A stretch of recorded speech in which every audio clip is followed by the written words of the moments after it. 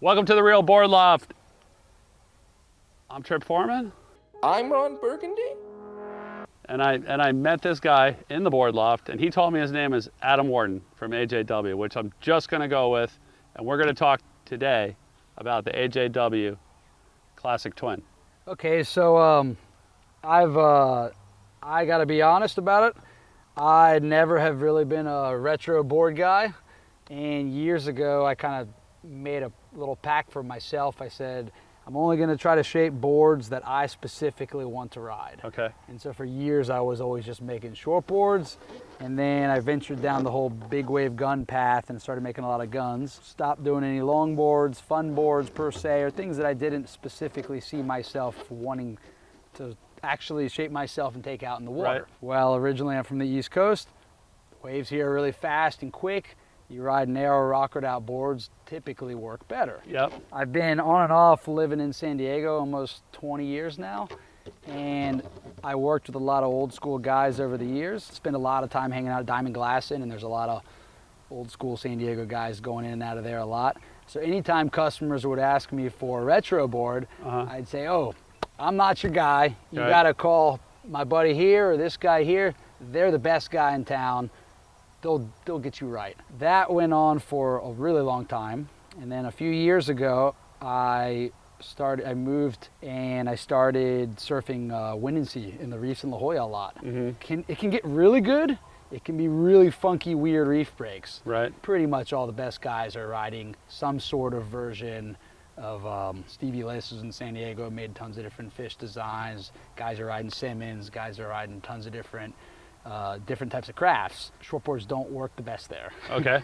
I just was beating myself over the head. Man, I really need to start dabbling in and trying some out. So I tried making myself just a regular keelfin fish and kind of fell in love with it personally. The first ones I did, we ended up taking some designs from a full nose fish I've been doing. I tried to bring in the tail a little bit narrower. I didn't want to kind of just copy somebody else's design, so we brought the tail in a little narrower.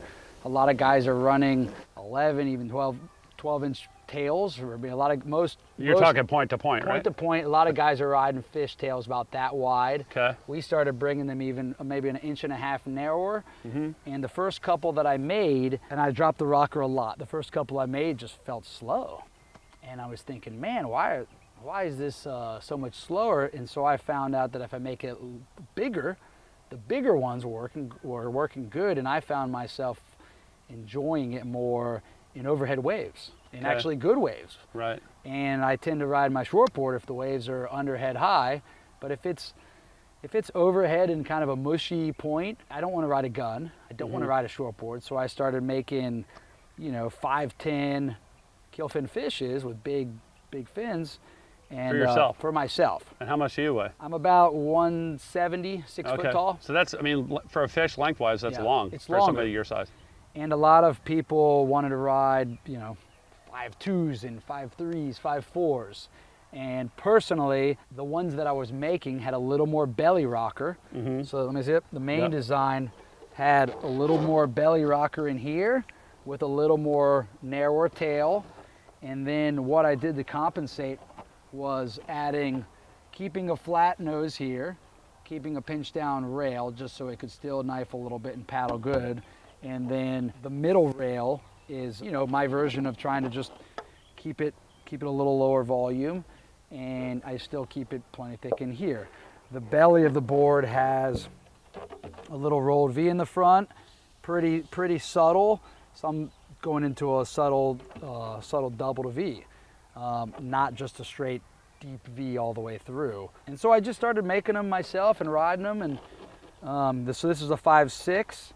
And I personally liked riding them and when the waves got a little bit bigger. And so I also made them a hair narrower. So a hair narrower and a hair longer is what I prefer to ride them. Okay. But So again, like you're looking at these things on a computer or wherever, you're looking at a picture of one, it kind of tends to look like a classic fish, but it's like stretched. It's longer and like narrower on the ends. Okay. Exactly. And yeah, we've been enjoying shaping these and riding them, and I've found out that the fin placement definitely matters a lot in what type of fins you're doing. I found a little bit more upright performance fin were working good for ours.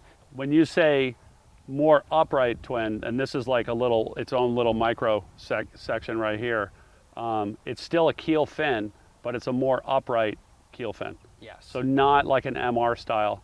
No. Because that's like the no. biggest confusion point with a lot of twin finners right now is like, oh, they buy, they'll buy a board like this or somebody else's twin fin like this, and then they'll put like the upright twins.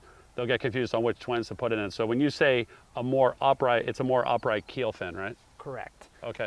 More of a modern keel than a complete traditional super large lower. Okay. A little bit taller, and it still gives you the drive and a little bit of control and looseness. You can still step behind the fin and overpower it. The confusion guys have is they'll ride a much smaller performance fin. Yep. And to get those to work properly, you do need to move the fins farther back. Right. Exactly. And we these went super tech up in the loft, like just prior to coming out here and shooting these videos, and we went through like our entire fin inventory. And I remember when you sent me my classic twin, you're like, for FCS, it's modern keels, right? So that's what the board's kind of designed around, like that style of fin, like both the board, but also the placement of the box. It's a little more upright. It has a little bit of a cutaway, but it's not, the fin itself is big enough that it's upright and you still have room to step back and control it. And then when we took that fin, when we took the FCS modern keel and started laying it on the Futures fins, like if the board comes with Futures boxes. From Futures, it was the Machado, and then also from Captain Fin, the Chris Christensen. Those are keel, pretty similar to those. With a Futures box. So yeah, those were the two fins. So if you got Futures, the Chris Christensen keel from Captain Fin, and then the Futures Machado would be the fins, and then for FCS. The Machado is a bit shorter still though. And one thing that I did realize is a lot of these fin companies that are making keel fins for a lot of these pro surfers that ride them, a lot of those guys are really small guys. Right. Machado, Rostovich, these guys aren't 200 pounds. They're $130 or something, $125. So personally, I'm 6 foot, I'm 170, 180. I found riding a little larger fin again gave me that drive and push, where I personally didn't like having to ride the board completely retro and draw the lines out. I wanted to drop in, surf it more like a shortboard a little bit. Yeah. That's why we also go a little narrower on the dimensions. Right. So a little narrow on the dimensions with a little taller fin, then you can actually push off. Yeah, I mean, because I mean, more top to bottom. You're going to this board so that you can have drive, like max drive. So like, why underfin it? The things that I noticed, like on the board that you sent me, like in surfing this thing, like absolute very first wave, like is you can go way more vertical than a regular twin fin. And what size was your board again? 6.0. Okay. Yeah, 6.0. And how tall are you? 6'1". Okay.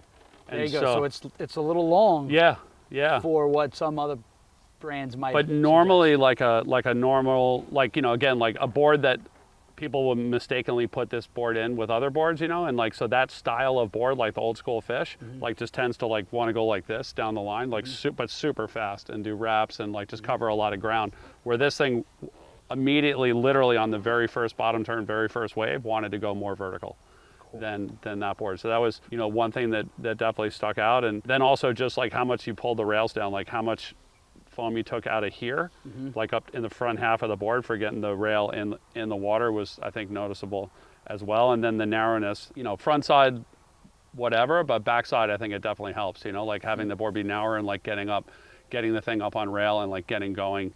And you can come off the bottom, you don't have to just highline it. Exactly, yeah. So I think that notice, I mean, front side, when you got size 13 feet, you could put anything over, but backside on the heels, like I definitely noticed it compared to like a fish of the same size. Like it was definitely faster rail to rail for sure. So I would suggest to the customers that might be watching this video, if you're interested in one of our style of fishes, I would go a hair longer, and then in for a little bit better waves than you think. Not just strictly go order as small as you possibly can go. You can go it a little bit longer and surf it in a wave, you know. And are people like I think like a big misunderstanding on fish is like, oh, it's a grovel board. Like, is it like, did you make it for groveling? No, Okay. We originally made this more for point breaks and reefs. Okay. And I personally ride mine in pretty solid waves, you know, well overhead waves. But then again, you can also get away and you can go gravel on it. It's flat enough. Yeah. But compared to some other brands, there is a little more belly curve rocker in the middle. So it's not just it's not a completely flat board that's just going to go no matter what. You got to definitely, it wants to be surfed. And that's got to be one of the things helping the thing to get up the face too. You got to be able to go more vertical. Okay, awesome. Well, Adam, thank you so much for spending the time with us and diving into the Classic Twin.